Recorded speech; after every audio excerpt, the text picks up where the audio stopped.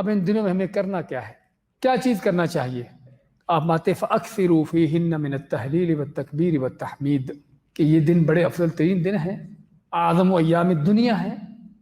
ان دنوں میں پھر کیا کرو، ان میں زیادہ سے زیادہ تکبیریں کہو، لا الہ الا اللہ کہو، اللہ کی حمد و ثنا بیان کرو، اللہ کی تسبیح بیان کرو، تکبیریں کہو۔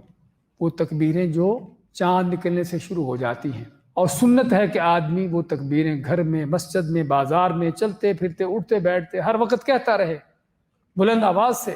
سیدنا ابو ہریرہ رضی اللہ تعالیٰ عنہ اور ابن عمر کے بارے میں آتا ہے کہ وہ ان دنوں میں مدینہ کی گلیوں میں نکلتے اور گلیوں میں نکل کر بلند آواز سے تکبیریں کہتے۔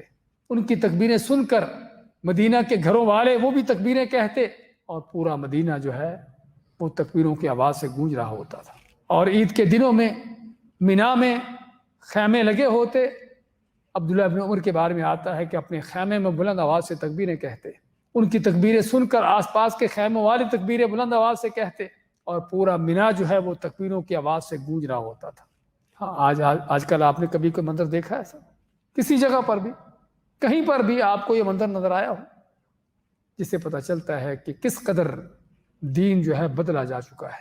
کہاں وہ مدینہ کا ماحول، کہاں وہ مینا کی وادی کہ جہاں پر تکبیروں کی آواز گونج رہی ہوتی تھی، پورا مینا گونج رہا ہوتا تھا، اور آج مینا گونجنا تو پوری گلی بازار محلے گونجنا تو بعد کی باتیں ہیں، کوئی شاید آپ کو ایک بھی شخص ان بلند آواز سے تکبیریں کہتا ہو گلی بازار سے کوئی نظر نہ آتا ہو۔